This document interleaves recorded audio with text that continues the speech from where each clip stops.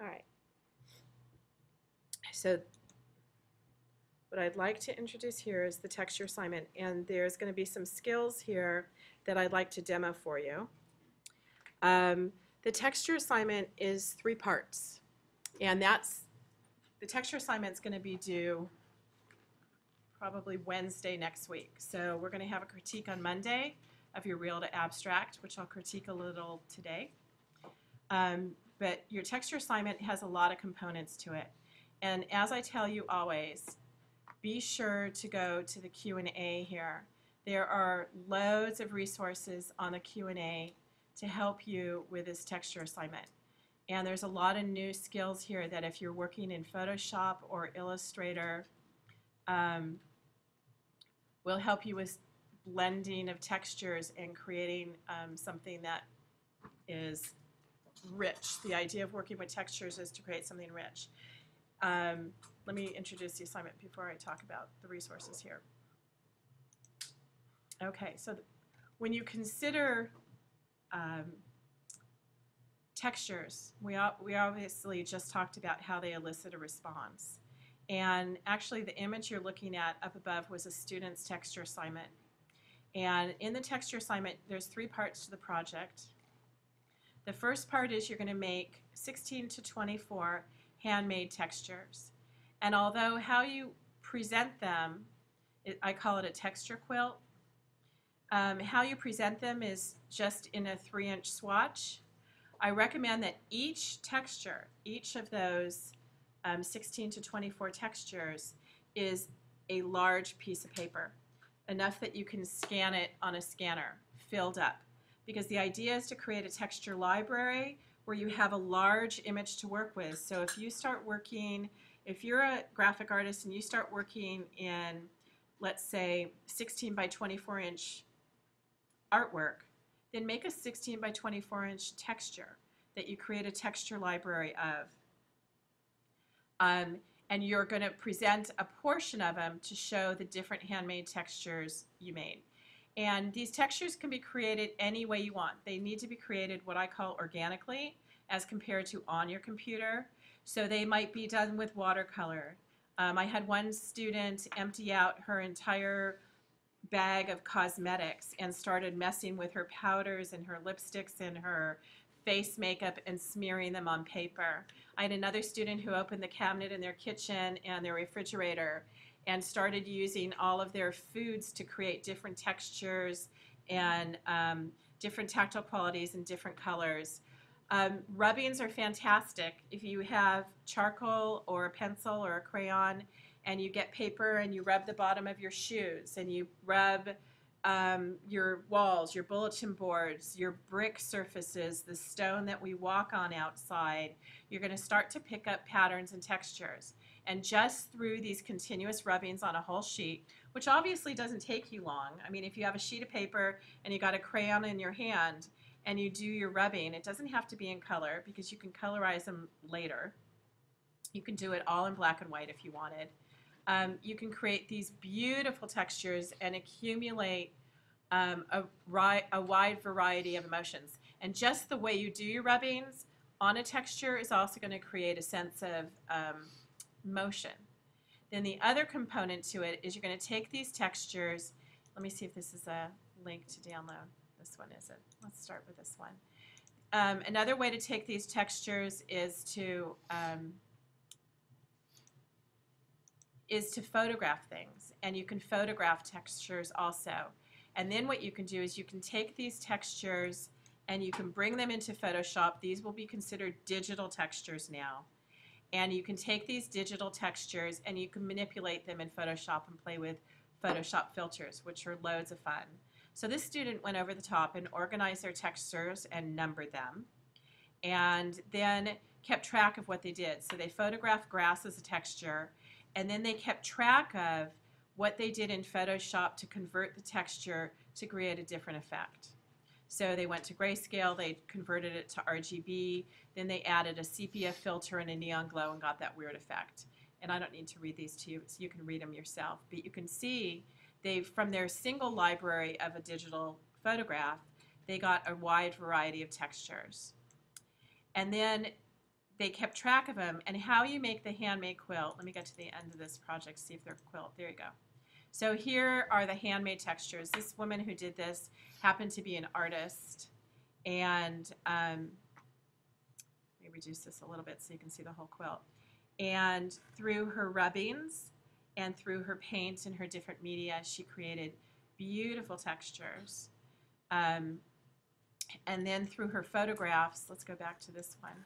Through her photographs, she created a wide variety of digital textures just by exploring the filters in Photoshop.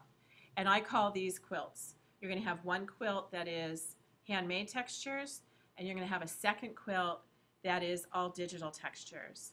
And that's why I want to give it to you early, this assignment, because you should just spend the weekend with a crayon in your hand and lots of paper beside you, and wherever you are, grab textures. Keep your camera nearby also. But make sure you work on these at high resolution. And then the other thing is, I want to walk you through her process. So she chose to create, she did her thumbnail sketches, and she started to work out her concept of what she wanted to do. And she wanted to do this portrait, and she came back with it to class the first, whenever it was due, and she said, okay, I'm done. And it's pretty lovely. What she did was it was either in Photoshop or Illustrator, I don't remember. She drew these shapes, and in that shape she filled it with a texture. How many people did the type effects exercise already? Okay, great. So you know in type effects where you convert your type to outlines and then you placed a photo in there? That's what this is. She drew a shape, she placed the image in there, the texture image. Does that make sense to you all now? Okay. Well, this looks kind of flat. Like it's interesting, but it's not that interesting. So then she carried it a little further, and she went into Photoshop with it, and now she tried a motion effect and started to develop her image. And then she started adding textures behind her image by layering them in Photoshop and adding layers to that single image she had. And then she started playing with different layers and different blending options. And I can show you that in Photoshop. There's also tutorials of that in the Q&A. And came up with her final image, which if you look at this image in her ta-da presentation, right? And you look at this image and look at the dimension and the complexity behind it, and you start to associate a complexity to the person you're looking at because there's more depth to the image than the person we look at back here, which doesn't have as much depth. You've got the core of the composition, but don't you agree that it feels richer and more complex by adding the textures? Yeah? Definitely? Gianna says definitely. It has a context. It gives it a context. It makes it feel richer. So that's the goal of the project. I had another student here. We'll look at this one. It's a big file. They wanted to make their texture project by copying their Boston album because their whole portfolio is based on music. Let's see. See what else we got here. I'm going to start opening all these. Okay. All right. Well, where do we go? So this student really enjoyed their textures, and they started capturing their. Oh, lost that. Let's tuck that away. They started capturing their textures everywhere in their thumbnails, and kept track of what they were doing, where they were finding things. And here's their sketchbook. This gives you an idea of what their sketchbook was, and they started creating things in their sketchbook. And then they started their concept knowing that they were going to do that album and building it, working in Illustrator by creating the shape of the album, and then in Illustrator, like you did that type exercise, filling it with textures. In Illustrator, it's super cumbersome. If this is what you're going to do with that many complex textures, look at how many layers they have. This is a perfect example of how I like your screen captures, where I can see the way you work so I know what you're building and what you're doing. Your Illustrator file is going to get slow and might clog down your computer. You might want to be working in Photoshop if this is kind of approach you're going to take. And in Photoshop, this would be drawing a shape, actually like Thomas mentioned the other day, where you can use the shape tool, or creating a shape just by creating an active marquee and then filling that shape with your texture and masking it. And I can demo that pretty quickly. Plus, here's all those videos to show you. Anyway, so this project got built, and here's their texture quilt. Their other texture quilt that was digital images that were all original for them, and their album, which has a lot of exciting stuff going on. One of the things you have to be super careful with the texture project is remember what happens on your monitor display. Things look much lighter and more contrasty than when they get printed. Okay? Here's the other texture project. This is a whole series of rubbings where somebody took their coffee cup and kept dipping it and stamping it. Right? Kind of fun. And here's their digital textures, where obviously they started with the same texture, and by manipulating it with different filters, they got different effects.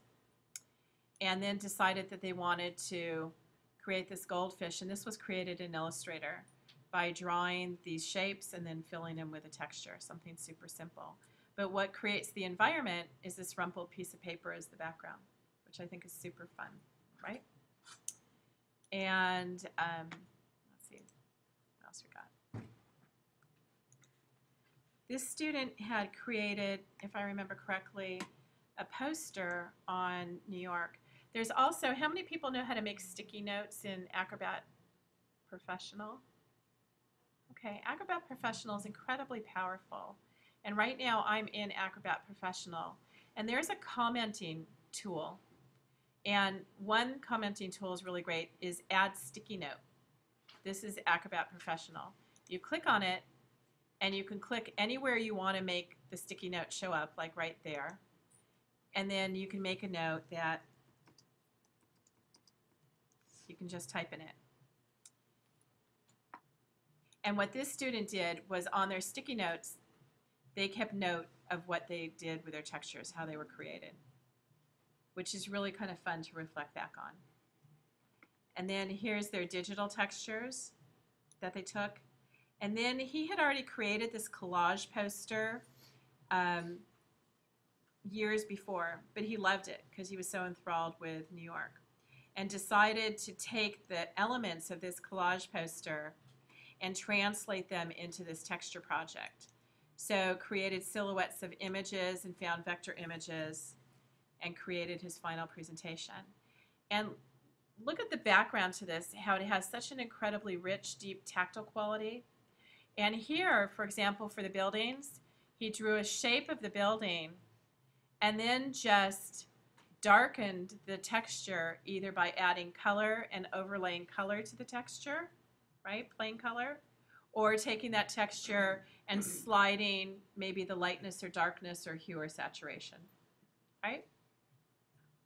So you can see there's lots of dramatic effects. The complexity of this is really quite beautiful. Actually, he liked it so much he printed it out on vinyl and put grommets on it and hung it in his house, and it was huge. It was this big. So the texture project is exciting. A long time ago, when my daughter was in, let me open this one. When my daughter was in preschool, I used to photograph all her artwork. I thought that one would open. And I used it for a professional book cover. I created a book design.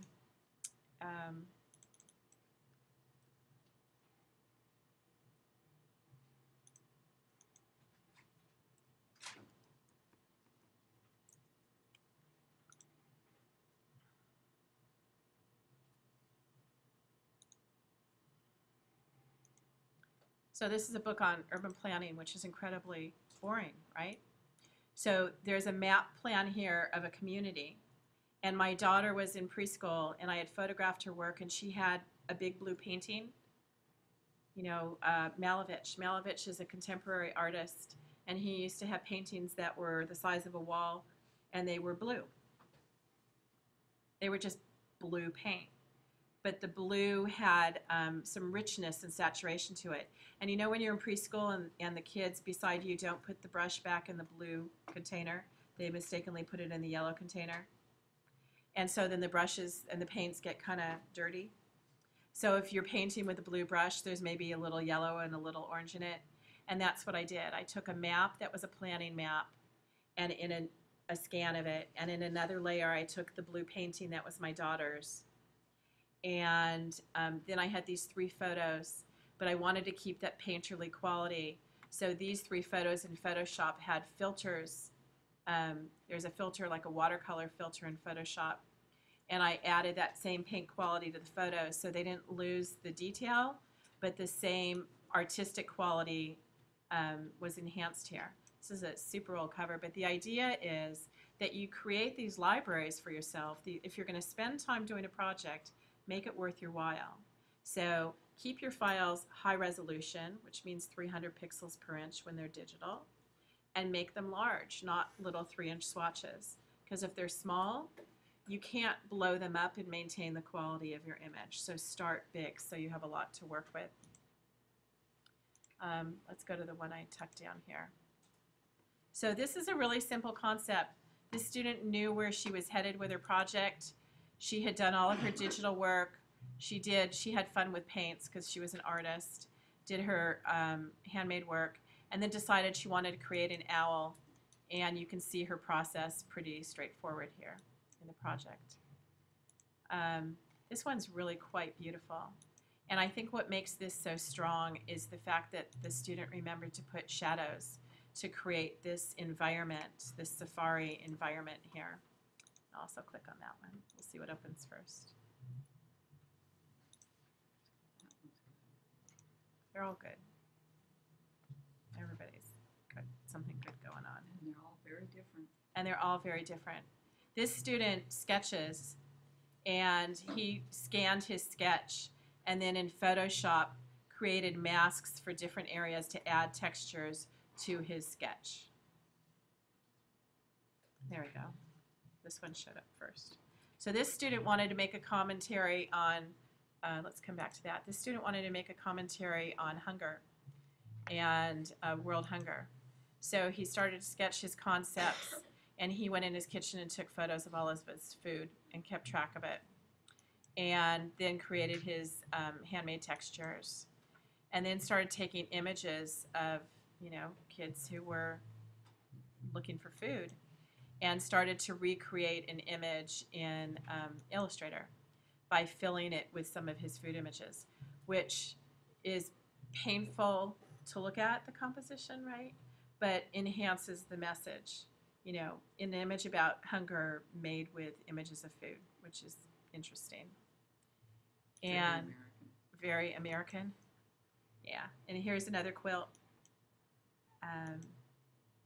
This is the one on the head. So the idea was to focus on a skull or a head and the mind and the brain. And then she ended up creating these shapes in Illustrator, and then filling the shapes and doing what's called a clipping mask, which is pretty straightforward. Quite beautiful, right? And look at the really limited color palette with this, which is, I think, what makes it so beautiful. It's a limited natural palette. And then lastly, the one I want to show you is this one, where he sketched out his composition and then kept in mind the landscapes, studied landscapes and the images and what he wanted to communicate. Notice his composition is super wide. He planned it out. Talk about detail, right? Very thoughtful planning. Kept track of his process as he built it. And when he was done with it, it felt kind of flat, and it was adding the shadows that really created the image. So the foreground shadows are harder, deeper, darker, and further in the background, notice the shadows are softer and more diffused. So just an intensity of color, or it can be created through different opacities. So quite beautiful, right? So your assignment tells you that in InDesign, there's a video right here which tells you how to place all your images in a texture quilt. And basically what it is you're going to create a document in InDesign. First off, get all your textures. So photograph them. If you're photographing them or creating digital textures, you can start right at the beginning here in Photoshop and open up a graphic, and you can start right here with a photograph that's a high resolution photograph and go to different textures. I'm trying to figure out what Stylized. well, there's all different kinds of textures here. There's things you can do to distort it. There's things that you can do to render them. There's things that you can stylize them. And there's other textures here. And if you go into more advanced painting workspaces, for example, you will have also different choices of filters. I'm looking for the artist filters and so forth. You get blur filters, so I can just blur the heck out of this thing. And the number here is referring to how many pixels I'm blurring. There. You can get more diffused. I can blur my image. I can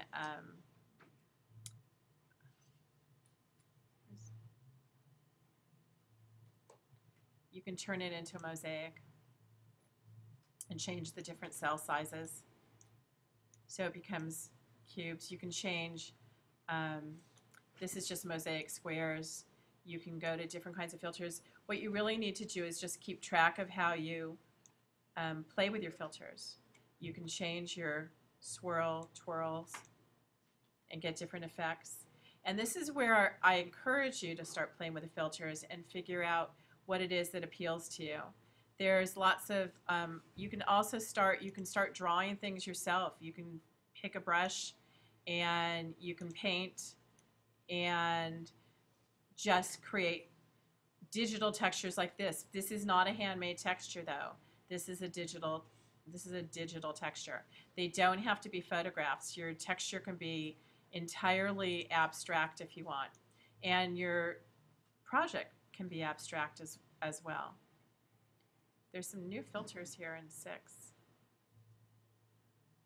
Okay, so Thomas, I'm not finding the artist filters. It would be under filter gallery, and that happens to me every once in a while. I haven't quite figured out why filter gallery isn't available. All right, let's go to You might want to window. just reopen another, like a different image. Sometimes it has to do with the image type. So Really? Just open up a JPEG. Really? You think? It's kind of hit or miss. Well, you know, actually, here's why. Because when you work with your filters in Photoshop, I think this is it, Thomas. Okay. We'll find out, right? Yeah. When you work with some filters in Photoshop, it won't work with you. It won't work for you in CMYK, process color. So you go to image mode, RGB color. And if you convert your image to RGB, my guess, my filter gallery is going to increase. Yep, there it goes. I can oil paint. I can go to filter gallery. And filter gallery is totally fun and over the top. So You should try bubble wrap. these filters are more fun than anything. So you got to work in RGB mode. So here's plastic wrap, palette knife, paint daubs, and you can change all these sliders to play with stuff to see what you get. Dry brush, cut out. This probably isn't the best photo for it, but sponge painting. You can increase your brush size. You can increase the definition. I don't need to play with this for you. Just work in RGB mode when you're playing with your filters, and you'll get all of your choices. See how fast you can change things? You could take one image and just play with the whole thing and get different effects for it. Does that look fun? You guys look fun with that? I would just keep track of it because it's important to know. So you might want to change, you might want to save your file and write down when you name your file, save it as something. The other thing is if you're working with one image and you're in Photoshop, you might choose to open your layers panel, which is right here, window layers.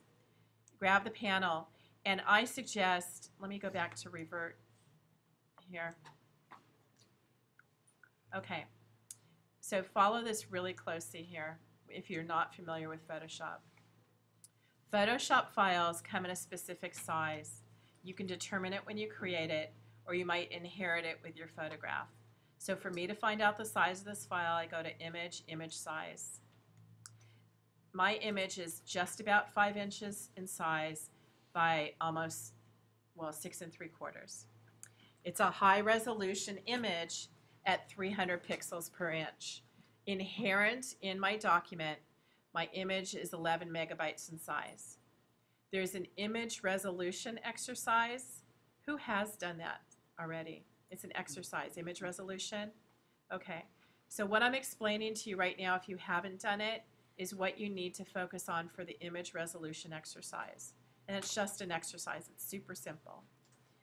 And actually, I know I'm digressing from textures, but I didn't want to look at cookies.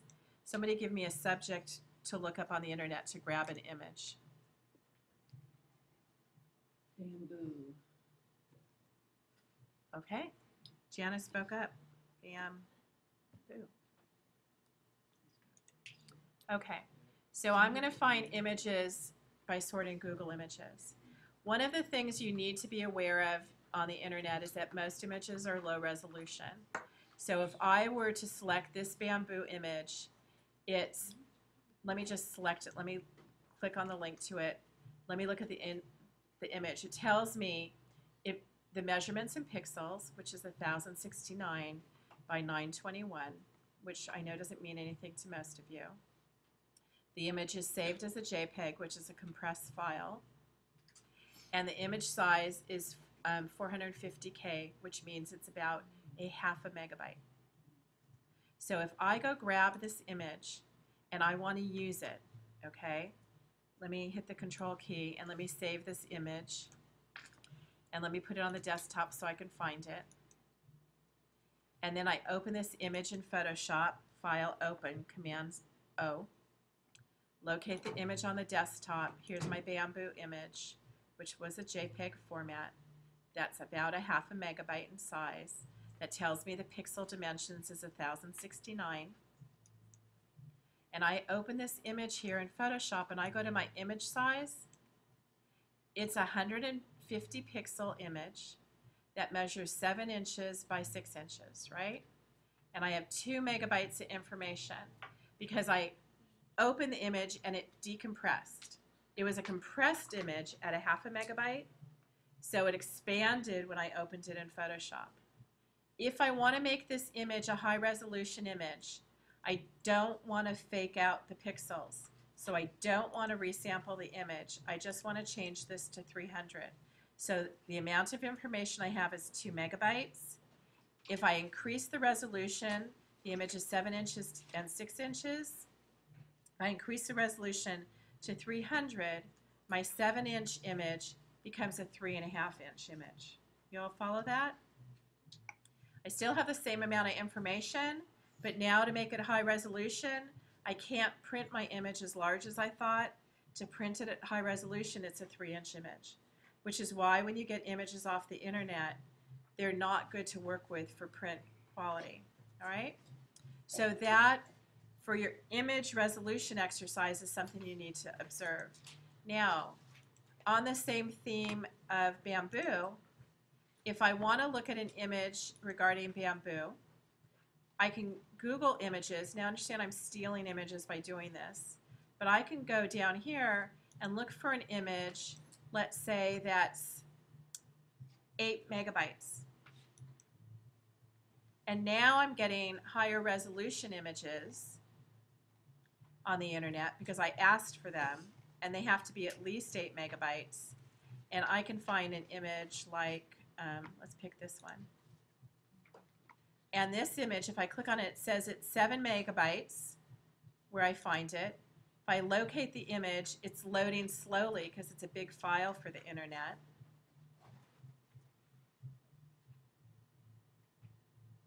Because it has a lot of information to download.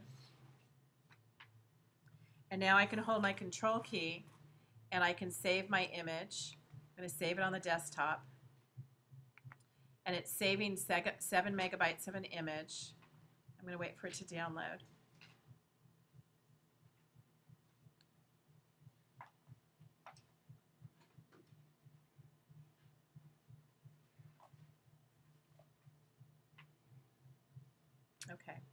And in Photoshop, I can go to File, Open.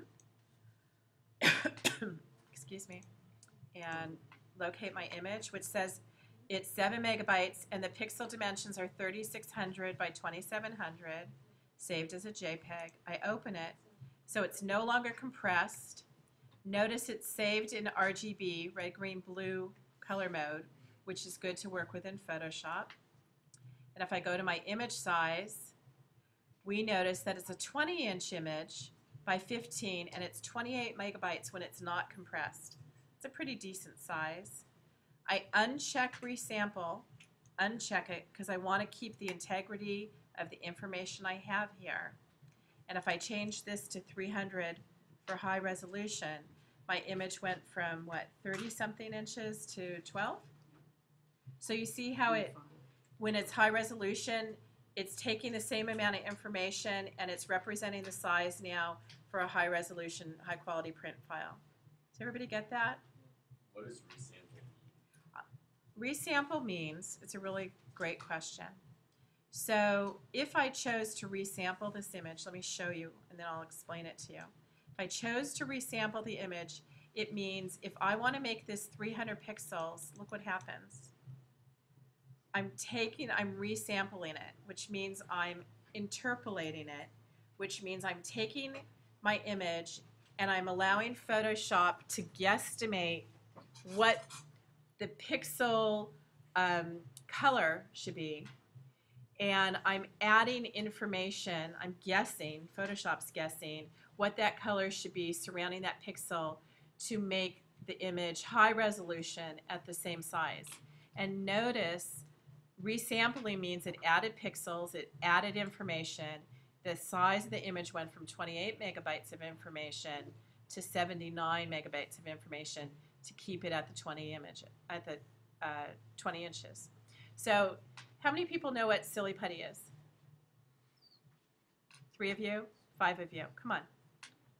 I think if you're an international student, you don't know what silly putty is, but you do? Yeah, I've heard of it. You've heard of it? Yeah. Okay. Silly putty is a little toy that you get as a little kid, and I don't think they have it in Sweden. Are you from Sweden?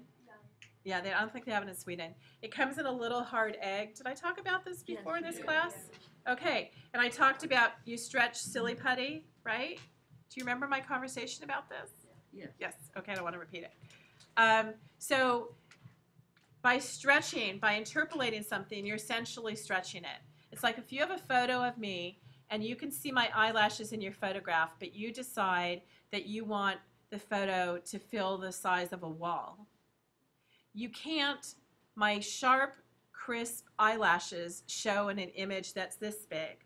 If you blow up that image of me, you can't add more eyelashes and you can't keep the crispness of sharpness of the image when you interpolate it, when you resample it to make it larger. You end up faking out information. You can also resample smaller. So I can take this image and I can go to image size and I can choose to make my image resampled smaller. So I have a 5-inch image. I'm discarding information. That's not keeping the integrity of the megabytes of the file. And notice I've discarded information from the 28. So resample allows you to change the amount of information in your file, up or down. You never really want to fake it out and interpolate it up. Down is no problem. That help you, Steve? A little bit? Yeah. Yeah, a little bit. Okay, so that should help you with the image exercise. Yeah, Janet? I learned a trick as far as finding image size easily. Yes, If you cancel out this little box down on the bottom yes, with that little arrow, yes. you can go down and show document dimensions. Select Show document Is that- dimensions, yeah, right there. And it will always tell you It the shows you size down and the there. resolution. Great. So you Because don't I have have to to go to image process size. 100 images a day, and resolution tends to be all over the place, and I have Yeah, to make them that's great. 200 DPI for the That's great. newspaper. You can't convert it here, but you can get information here. Yes, it's great. Okay, so let's come back to our project here. All right, so the texture project, you're going to have 3 components to it. You're going to have a texture quilt that is handmade, a texture quilt, second part of the project that's digital, and the third part of the project is shapes. So I will ask you now, would you like me to, there's a video telling you how to build your files in InDesign to show your quilt, and it should be super easy. And I suggest you just watch the video. It's super step-by-step how to. It works real well. It works. You did it already. Okay. So I think it's kind of a waste of time for me to do it now. You might rather that I go over the real to abstract projects with you. I'm asking opinions. Yes? Yes. Okay. So before I leave this behind, are there any questions about the texture project? Yeah, Eleanor. So the digital project of like the digital texture is it photograph? Is it a photograph? It could be anything. You can go into Photoshop and you can make a new document in Photoshop, file new, and you can make your page 17 inches wide by 11 high, which is tabloid, so you know it's super large. And you can go in here and you can start by filling your page with a color. And then you can add a layer to it, and you can create, you can use the marquee tool, and you can start filling it with, I can eyedrop a different color right now, and I can fill that with a color. Why didn't it do that for me? Oh, You because have it to filled use it with the a fill green. button. You can do the gradient. Oh, no, I just filled it incorrectly, I think. So I'm going to fill it with the foreground color. And I can use another shape here, and I can do this, and I can eyedrop the pink, and I can fill that shape with another foreground color. And then I can deselect, deselect my artwork, and I can go to filter because I'm in RGB color. And right here I can go use my filter gallery. And right now I can, let me reduce this so you can see my whole page. Oh, It's just I want to merge my image. Right now I'm working on a layer and I want to work with my whole thing, and the background is only using my active layer right now. So what I can do is I can merge these together. So how I would do that in my layers panel is I can merge down or I can flatten my image. That would make it one layer. And now what I can do with my filter gallery is I'll start using my whole image. Why did it do that? Okay, let me turn this to a layer. If you want something to be a layer here, I'm going to double click on this. Now it's a layer, so it's not locked anymore. Now I can go to my filter gallery and open it up. There we go. And I can try any of these things with it. And let me reduce it down so you can see it better. I don't know why that turned pink, but it doesn't really matter. We'll just play with it for the moment. But you can add things to it. You can do paint daubs and change your brush sizes. Maybe I have something selected and I'm not, oh no, it's spooling. See down at the bottom? It's such a big document that it's taking a long time to resolve. There. Let me cancel this. Maybe I do have something selected and I don't know it. Select, deselect. No, I don't know why. Maybe because it's so big. You can increase your brush. I'm on a brush in Photoshop. You can use the bracket tool to increase your brush size. And I have a certain brush selected, which is this brush, and I can just play. And again, it's going to take a long time because my file is really large. So I can go to my filter gallery, and you can play with any of these filters you want. And I think that's why it's taken a long time to resolve. I think because of the size. That's all I can guess. Another thing you can do is with the paintbrush or an eraser tool, pick like one of the charcoal brushes, make it really big. You can just click here and there. Right.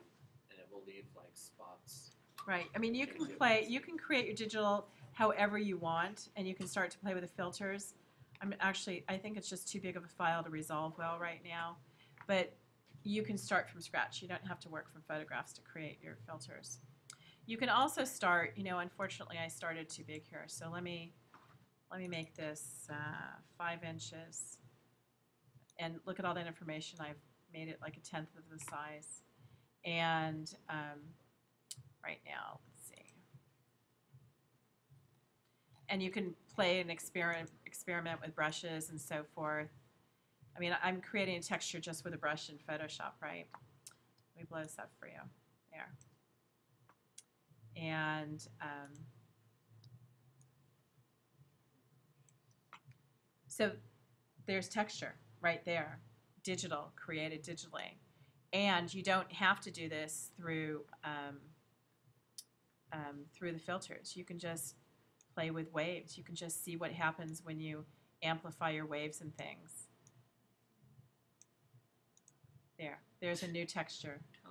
So you can just play with all these filters. This is where I want you to have fun and learn what Photoshop can do for you. And in Photoshop, when you go to layers, window layers, there's fabulous videos on layer blending options. There's great tutorials back here on the Q&A on this page. And I recommend that you go to them. Some are videos and some are websites. For example, this one walks you through every layer blending option and shows you what happens. That blue represents a transparent background, and here's the background on a different layer, and it shows you what happens when you put these 2 layers together, the sphere and that one, and view it normally, and view it with that blending option, and this blending option, and this blending option. It walks you through it. There's huge resources. I spent hours getting good resources for you. So if you use them, it'll probably help you explore what you need to explore. And then, of course, there's videos. Some of you learn by reading and seeing, and some of you like listening to somebody. When you're in Photoshop, layers, to add layers, you just click down here and add a layer. And I can take this layer, for example, and I can fill this layer with that green. So I can fill this with my foreground color. That's my foreground. That's my background in my toolbox. I can fill it with green. And layer blending options is just this little pull down. I can multiply it, which blends the top with the background. I can play with darker color. I can play with lighten, screen. And there's no way to explain this until you play with it. And you get all kinds of super fun effects. And this is called layer blending options. Layer blending options shows up in Photoshop. It shows up in Illustrator. It shows up everywhere. And you're not going to know the effects till you play. And you might just want to keep your screen captures and keep track of what the heck you're doing. An advantage also of a screen capture is right now, if I took a screen capture, Command Shift 3, sorry, and I open my screen capture in Photoshop, for example, just to look at it. Here's my screen capture on my desktop. The advantage of my screen capture is this. I know that I can look at my panel, and what I have applied here is linear light. It's like a footnote for myself without spending a lot of time writing. I find that helpful, personally. So you can, for example, back in Photoshop, now change this, open the window of layers again, and change linear light to, let's say, color dodge, which is a totally different thing. Take a screen capture, place them in your process, and know what the heck you did. Yeah? Cool, right? Fast way to do stuff. I don't want you to spend a lot of time on that part. I want you to spend time on your creative genius. Can we take our textures and put them into a brush? Can't you do brush pattern? Yes, you can. So that's your midterm. You're going to look it up for this project, and that'll be the midterm you teach since you don't know how. Okay? Yeah. Yes, you can make your own brushes in Photoshop. It's not hard at all. And there's a tutorial. So if you want to know how to do your midterm or you want to know how to do something, you would do this. You would say, how to create a texture, let's call it a pattern, because I think it might work out better. Pattern brush in Photoshop. And then you're going to look and you're going to have results. Some are going to be videos and some are going to be instructional. And then most of these instructional things found in Google. It's taken a long time. There we go. It literally walks you how to do it. There you go. Open an image, select a part of the image, define brush preset, and you're done. So that means I could select this part of my image right here. I can go to my brush panel. I can go to, where do I go? Load brushes. It said it was an edit. It said it was a where? I'm sorry. Edit. Edit, thank you. Go to Edit, Define Brush Preset. We're going to call this Janet brush. It's a brush that's 321 pixels large. I now have it as part of my brush panel. And when I go to my brush tool, we're going to look for the Janet brush, probably down at the bottom. Maybe. There it is. And let me deselect, Command D. Come on. Oh, it's not showing because of my, let me make a new layer. And my new layer is normal. So there's my Janet brush. And it's showing up like that because of this layer beneath us. Oh, and my opacity is at 50. Here's my opacity at 100. Here's a Janet brush. So that was hard, right? Google's magic, isn't it? Any other questions about this for the moment? I was wondering about to do the textures non-digitally. Does a photograph count for that, or is a photograph digital? That's digital.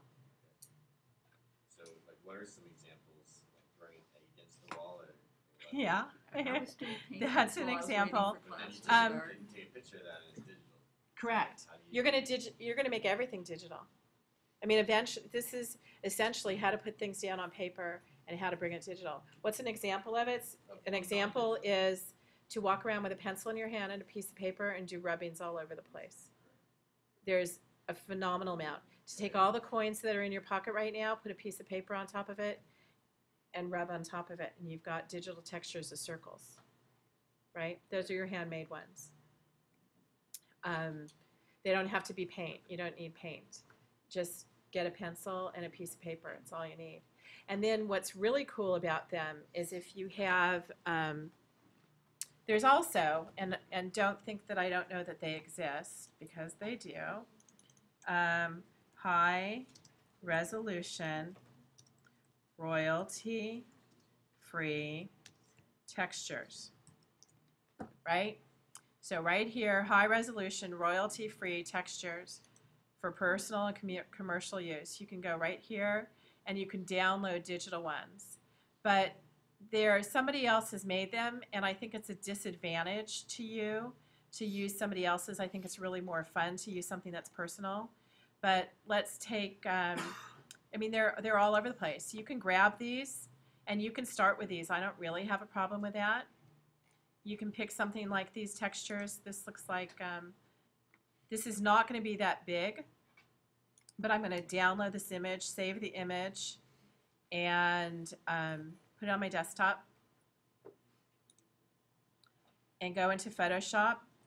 Let me close this. Go into Photoshop, File, Open, and locate the marble. And it's small. That was the thumbnail I had of it. You had to create an account for them. But on the other hand, I can change my canvas size in this document. I got to get out of this pen tool. And I can go to the upper left corner and I can make my canvas, let's say, let me just double it. I don't want to make it too big. And move my image to the upper left corner. You'll see why I'm doing that. And right here, I'm going to double click on this so it's a layer. I'm going to reduce my view so you can see my whole document. There's a magic wand tool in Photoshop right here under the brush. And if I click in the white area, it's selecting all my white to delete it so I can get rid of it. And I can also go to select my image layer, my transparency. So it's going to select just this artwork here. See how it selected that? You can can- hit Shift I too. Yes. I don't like using shortcut keys because some people don't know what I'm doing, you know what I mean? I want them to see the menus. I mean, I really appreciate that, Thomas. You're a fast user on this thing. But some people have never even seen the software before, so smart keys get tough. Or you can just click and drag and marquee this image. And like all things in Photoshop, Illustrator, and so forth, if I hold my Option key down, I can take my selection and get a double arrow out of it. This is the Move tool. And I can duplicate this layer right there. And then I can marquee all of this, right? And I'm going to go to Select and Deselect. And I can select all of this here. Hold my Option key down again, my Shift key, and move it right here. And now I've got a lot more texture. And I don't have a problem with that. But what happens is if you get a texture that has edges to it, you're going to see the edges. And that's where it gets tough. So let's say, yeah, John, did you have it? Yeah, if you have those edges, a good way around that is to use content-aware fill. And you can marquee that area where you've got the overlap and use that, and it kind of blends it in. Oh gosh, there's so many things to learn in Photoshop. Content aware is super interesting. Content aware. If I open the bamboo, this is the small one, and I select all, and I copy it. Command A is select all. Copy it as Command C, just like in everything else. I can come back to this image. I'm going to close this window, Command W. Come on. And I'm going to paste what I just copied. It's going to paste it on another layer. And I can make it smaller because I want you to see what I'm doing. So on this layer, I'm going to go to Transform, and I'm going to scale it. And I'm going to hold my Shift key down and diagonally scale it right here. Okay? So you can see it. And hit Return. And then what John was saying, I'm going to merge my layers. I'm just going to merge down. That means merge everything that's you can see. And content aware, how were you suggesting using it, with a rubber stamp or with what? No, I would marquee the area of overlap Uh-huh. a little bit into the trees and a little. I don't know what you're going to get with this. But I don't know. We're going to find out, right? Yeah. Okay. Go all the way down on the image. Go all the way down on the image. There's lots of ways to do this. Content aware is really a trip. And Go to Edit. content aware, Content aware. scale. No. Fill. Oh, okay. Content aware fill, yes. Yeah, And there's a then you- choice right here called content aware, and we don't know what we're going to get. We're going to find out. Everything's trial and error. And it's going to fake it out, and I don't know what's going to do between the blend. So major transition for you. The other thing you can do is this. I'm going to deselect this area. Deselect it. Content aware has an interesting purpose. It used to be if you had like a telephone pole coming out of somebody's head, you could select that area that you want to get rid of, the telephone pole, and it might find the sky or the plants or something and fill that appropriately. But, yeah, John. Aware might be good for getting rid of that watermark. Oh, yeah, now that I blended it. Yeah, I was I'm looking at hitting that undo, watermark. which is Command. There's also a history panel in Photoshop, and there's not one in Illustrator, and there's not one, there's undos, but there's no history panel. So I can go backwards in my history panel, window history panel, and I can go to before I merged everything to right here, and it takes me back, steps back where I had the two layers. And what John was suggesting was, for my photo, I might not like this word here. So I might choose to get rid of the word, and I can use the content aware tool for it, which was, again, fill, content aware, and maybe it'll get rid of the word for me. So it looked around, it said, oh, look at all those trees, and it got rid of the words. It kind of neutralized it. Yeah, now there's only a If you little use your tiny- lasso tool, keep it tight on the lettering, it'll look more natural. Right. I mean, the point is if you have something and you want to bring the background into it, there's also, probably easier for me, would be to eyedrop an area here, and you can also choose content aware for this rubber stamp tool. There's a clone stamp tool where you can eyedrop. What I would probably do is eyedrop above here, holding my option key down and marking that point, and then it's going to copy the trees above, and I get a more precise result by doing something like that, you have where I'm going to control. grab the tree above, and I'm going to get exactly what I want for it right here. You see that? Yeah. And that's called the rubber stamp tool. The cool thing about the rubber stamp tool is I can put another whole forest of trees over here. So I can rubber stamp up here, and I can increase the size of my brush, and I've added more forest. See that? Photoshop's pretty ridiculous, isn't it? And I could just forest out everything.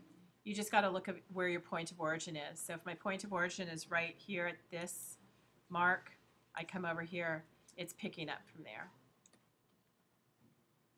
Okay, I've digressed. I'd like for you to explore this stuff. There's so much to learn. I don't want to overwhelm you, and I find all these tricks are confusing. So let me stop the video because we've done an hour.